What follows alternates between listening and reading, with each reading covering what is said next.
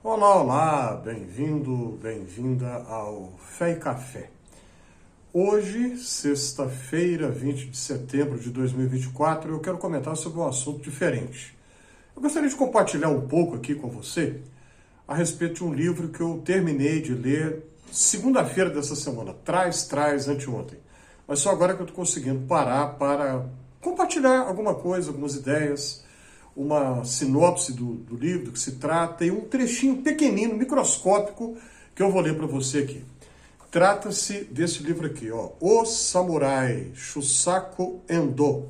Essa é a versão do Círculo do Livro.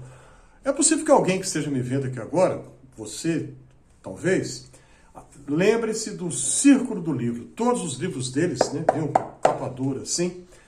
E, enfim, há uma edição mais recente desse livro, em português, mas que já está esgotada também. Então nós temos duas edições em português, ambas esgotadas. Esse aqui é da biblioteca da PUC Minas, hoje eu vou lá devolver. Né? Mas não é difícil de encontrar, apesar que as duas edições esgotadas, mas caso você tenha interesse, não é difícil de encontrar, não. Shusaku Endo, o autor, Shusaku Endo. Um japonês já falecido, romancista, extremamente habilidoso. Ele construía suas narrativas de um jeito, né, que prende a gente. Você começa a ler e não quer parar mais. E este é o segundo livro do Endo que eu leio. O primeiro foi Silêncio, livro que foi adaptado para o cinema em 2000, na virada de 2016 para 2017, pelo Martin Scorsese, ou Scorsese, né? E no elenco trabalharam o Adam Driver, e o Andrew Garfield e também o Liam Neeson. Enfim, Silêncio, um dos livros mais perturbadores que eu já li na minha vida inteira, mas um dos livros mais poderosos e impactantes, positivamente falando também. O Samurai se passa na mesma época de Silêncio.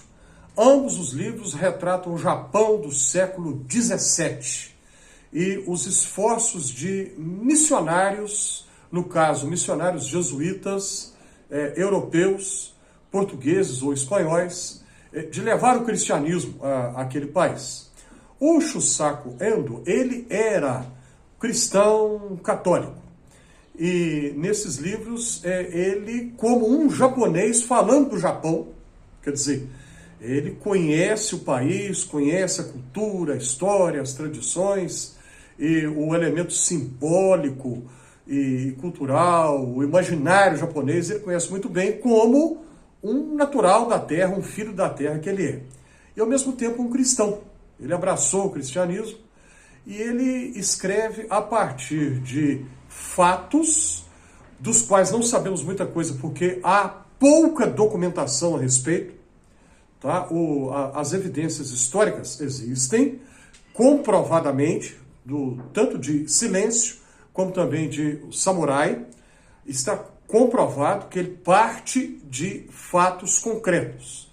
Mas como a documentação é limitada, as informações são escassas, ele acrescenta a sua imaginação para apresentar diálogos, etc. e tal. E eu vou usar aqui agora uma categoria da crítica literária, né, o chamado narrador onisciente. É quando você está lendo um livro, aí você sabe o que o personagem está pensando, né, as suas emoções. Como é que a gente sabe disso? Porque o narrador onisciente nos informa. Então, o narrador onisciente dos livros do Endo nos dá uma riqueza de informações muito grande e são livros realmente que vale a pena a gente ler. Em Silêncio, nós encontramos a narrativa, então, dos missionários jesuítas portugueses que vão para o Japão no século XVII. E os shoguns, né, os líderes políticos japoneses da época, havia um esforço muito grande de isolar o Japão do resto do mundo. Eles não queriam a presença cristã lá, e para eles não fazia muita diferença se é um cristão católico ou um protestante. E 4 nações europeias queriam entrar em contato com o Japão naquele momento, uma mescla de motivos comerciais e religiosos ao mesmo tempo. 2 nações católicas, Portugal e Espanha. e 2 protestantes, a Holanda e a Inglaterra.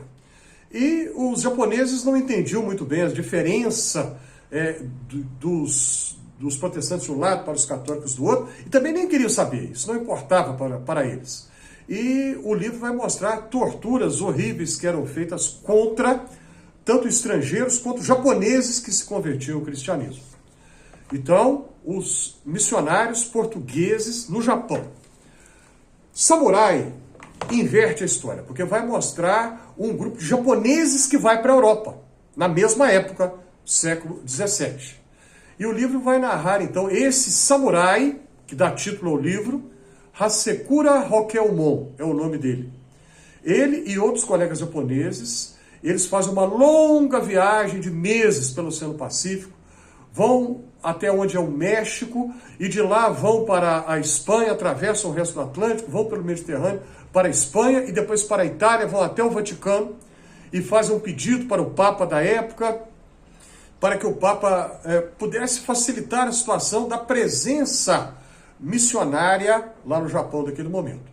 E os católicos divididos, né? O Endo mostra como que havia conflito entre ordens católicas, os franciscanos de um lado e os jesuítas do outro, e enfim, tem muitos detalhes que evidentemente eu não vou dar aqui agora, né? Mas o livro mostra então na perspectiva do padre Velasco, que é um franciscano espanhol, e do Hasekura Rokuemon, que é este samurai.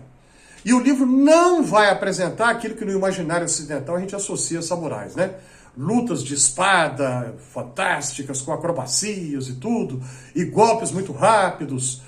Não vai ter nada disso, no estilo, por exemplo, dos mangás do Lobo Solitário. Não, o livro não tem isso. O Hasekura é um samurai da zona rural, um homem de poucas palavras, ele fala pouco, poucas são as falas dele no livro, mas ele é extremamente observador. E ele não entende o que significa Jesus Cristo. Um homem magro, esquelético, preso numa cruz, fraco, ele não conseguiu se defender. Por que há pessoas que o adoram? Por que há pessoas que dão tanta importância para ele? E essa pergunta fica martelando na mente do Hasekura o tempo todo, o tempo todo, o tempo todo. Ele fala pouco, mas pensa muito. Isso é muito curioso no livro. E para encurtar a história, no final, tanto o padre Velasco como outros companheiros dele, europeus, como o próprio Hasekura, todos serão executados. Os shoguns japoneses não permitirão que eles continuem com vida. Mas no final, o Hasekura, o samurai, consegue entender o apelo de Jesus. Jesus que se solidariza com os fracos, com os impotentes, com os oprimidos, com os sofredores. Aí ele entende. Quando ele finalmente consegue compreender isso, aí ele abre o coração para a mensagem de Jesus.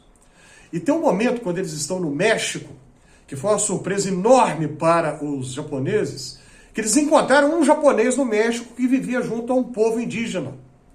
E eles nunca esperavam encontrar um patrício, um compatriota deles lá. E aí tem esse trechinho que eu vou ler aqui para vocês, muito rápido, deste japonês no México que vivia com indígenas.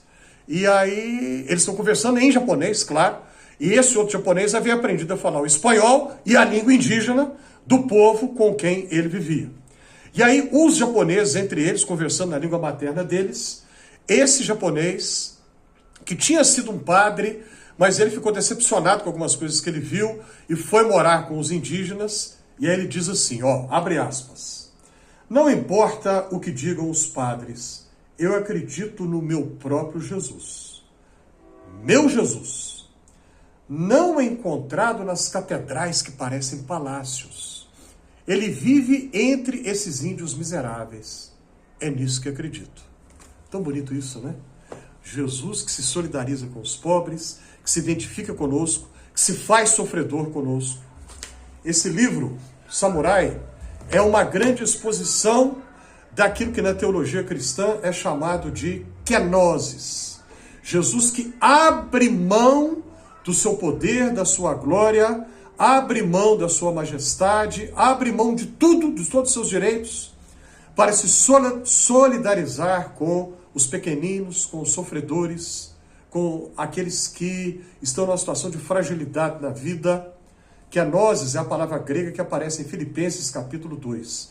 Jesus que se humilha, que se esvazia do seu poder. Kenosis em grego significa esvaziar-se. O verbo reflexivo, né? Esvaziar-se. Para se solidarizar conosco. Dietrich Bonhoeffer disse que só um Deus que sofre pode nos salvar, pode nos ajudar. E no Evangelho de João, Jesus mesmo diz, a respeito da morte dele, ele diz: quando eu for levantado da terra, atrairei a todos para mim mesmo. O Cristo crucificado atraiu o samurai Hasekura Rokuemon. O Cristo crucificado, que é o ressuscitado, aquele que se solidariza conosco, continua se solidarizando com aqueles que mais precisam dele. Pense nisso. Se você gostou desse conteúdo, que hoje foi excepcionalmente mais longo do que normalmente eu faço, clique aí na mãozinha do joinha, coloque suas impressões, comentários e sugestões, ajude a compartilhar esse vídeo, inscreva-se, por favor, aqui no meu Fé e Café, e se você já se inscreveu, meu muito obrigado, meu joinha para você.